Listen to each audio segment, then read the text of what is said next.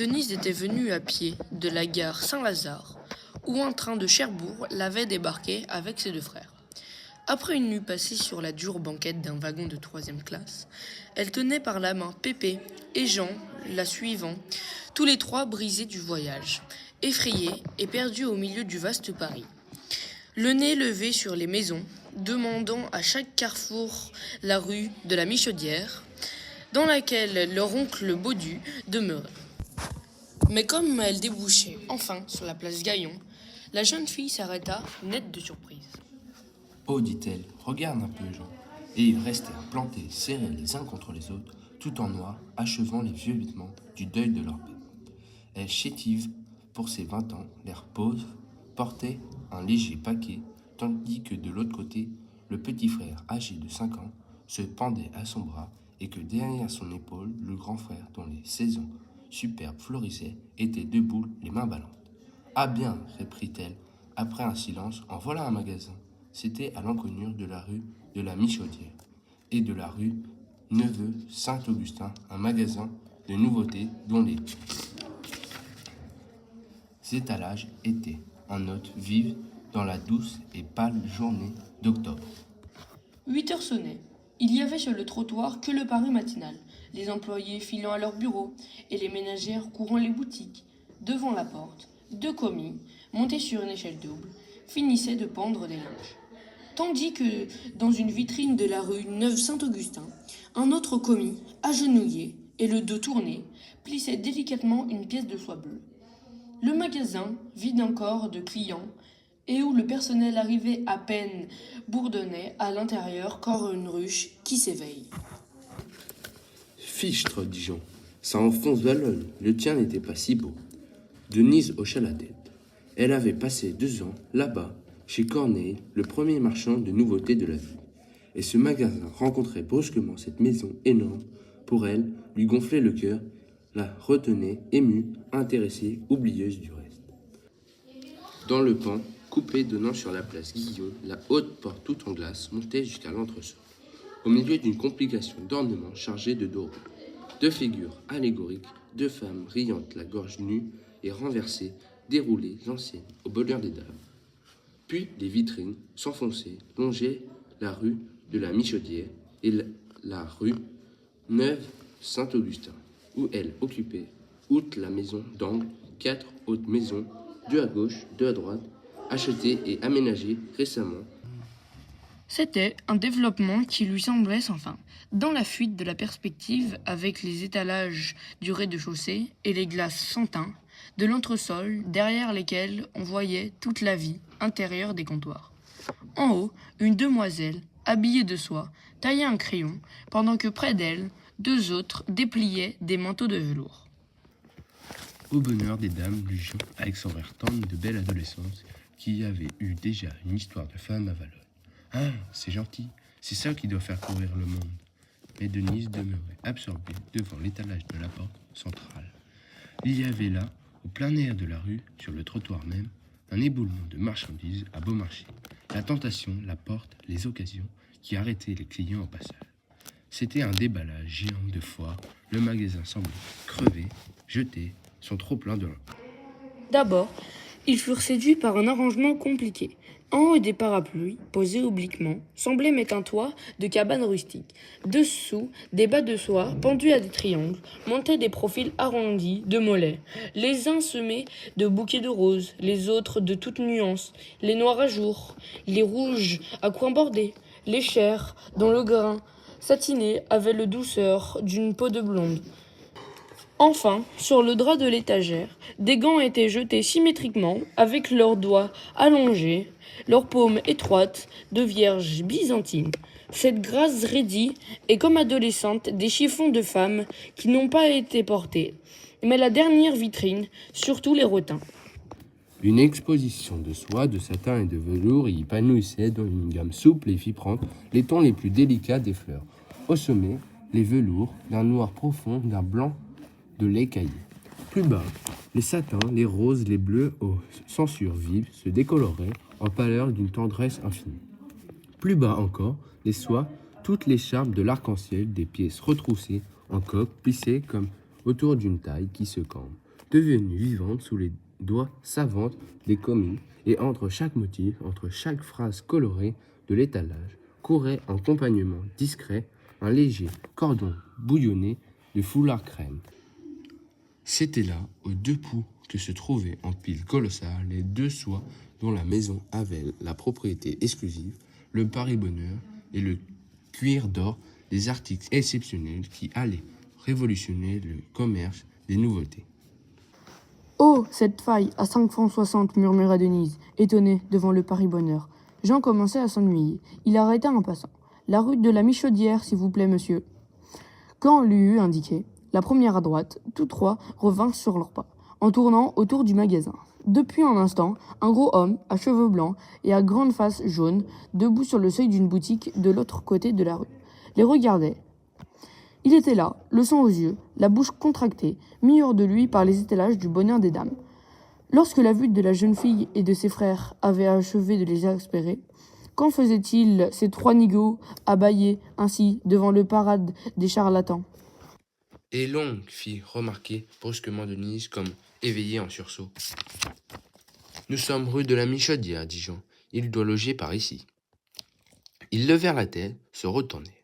Alors, juste devant eux, au-dessus du gros homme, il aperçut une enseigne verte dont les lettres jaunes déteignaient sous la pluie. Au vieil Elbeuf, drap et flanelle, Baudu, successeur de Hochecore. C'est là, reprit Jean. Eh bien, il faut entrer, déclara Denise. Allons, viens, Pépé. Tous les trois, pourtant, se troublaient, saisis de timidité.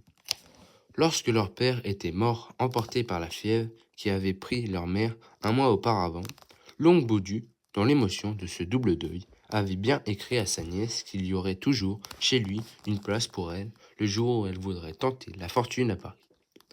Mais cette lettre remontait déjà à près d'une année, et la jeune fille se repentait maintenant d'avoir ainsi quitté Valognes en un coup de tête sans avertir son oncle. Monsieur Baudu demanda Denise, en se décidant enfin à s'adresser au gros homme barbu qui les regardait toujours, surpris de leur allure. C'est moi, répondit-il. Alors Denise rougit fortement et balbutia. Ah, tant mieux, je suis Denise, et voici Jean, et voici Pépé. Vous voyez, nous sommes venus, mon oncle. Baudu parut frappé de stupéfaction. Comment? Comment? Vous voilà, répéta-t-il à plusieurs reprises. Mais vous étiez à Valognes. Pourquoi n'êtes-vous pas à Valognes? De sa voix douce, un peu tremblante, elle dut lui donner des explications. Après la mort de leur père, il y avait mangé jusqu'à dernier sou dans la teinturerie et elle était restée la mère des deux enfants. Vous comprenez mon nom, Jean entra dès demain en apprentissage chez son nouveau patron. On ne me demande pas d'argent, il sera logé et nourri. Alors, j'ai pensé que Pépé et moi, nous nous tirerions toujours d'affaire. Nous ne pouvons pas être plus malheureux qu'à Valognes. L'oncle Baudu ne pouvait se remettre. Allons, dit-il, entrez puisque vous êtes venus. Entrez, ça vaudra mieux que baguenauder devant ces bêtises.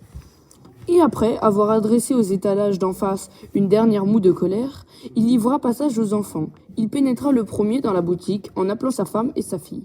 Élisabeth, Geneviève, arrivez donc, voici du monde pour vous. En quelques phrases brèves, il mettait au courant Madame Baudu et sa fille.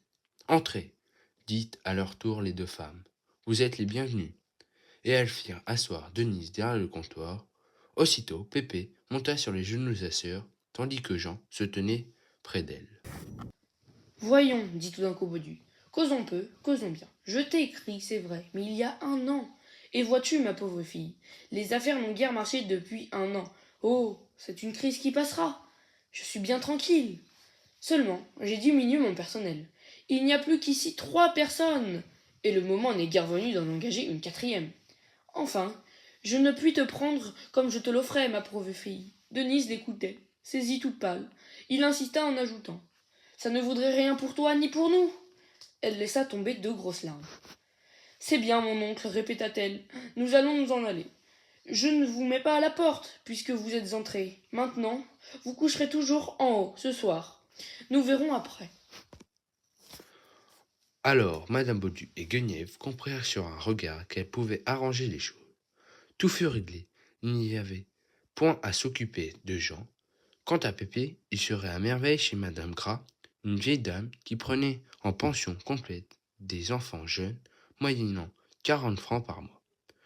Denise déclara qu'elle avait de quoi payer le premier mois. Il ne restait donc qu'à la placer elle-même. On lui trouvèrent bien une place dans le quartier. Est-ce que Vincent ne demandait pas une vendeuse dit Guenièvre. Tiens, c'est vrai, cria Baudu. Nous irons le voir après déjeuner à la soupe. Et comme tous étaient assis déjà dans l'étroite salle à manger, derrière la boutique, il appela le premier commis qui s'attardait. Colomban. C'était un gros garçon de 25 ans. Sa face honnête, à la grande bouche molle, avait des yeux de ruse. Voilà un gaillard qui a bon appétit, déclara Baudu, en constatant que Jean avait achevé son veau. Mais toi, ma fille, tu ne manges pas? Et dis-moi maintenant, qu'on peut causer. Pourquoi n'es-tu pas mariée? À Valogne? Oh, mon oncle, me marier? Vous n'y pensez pas. Et les petits? Tu as tort, répétait l'oncle. Une femme a toujours besoin d'un homme. Si tu avais trouvé un brave garçon, vous ne seriez pas tombé sur le pavé de Paris, toi et tes deux frères, comme des bohémiens. Puis, désignant de la cuillère Guenièvre et Colomban. Tiens, répétait-il, ces deux-là seront mariés au printemps si la saison d'hiver est bonne. Pendant qu'il parlait, Denise examinait Colomban et Guenièvre. Ils étaient à table, l'un près de l'autre, mais ils restèrent bien tranquilles, sans une rumeur, sans un rire. Depuis le jour de son entrée, le jeune homme comptait sur ce mariage.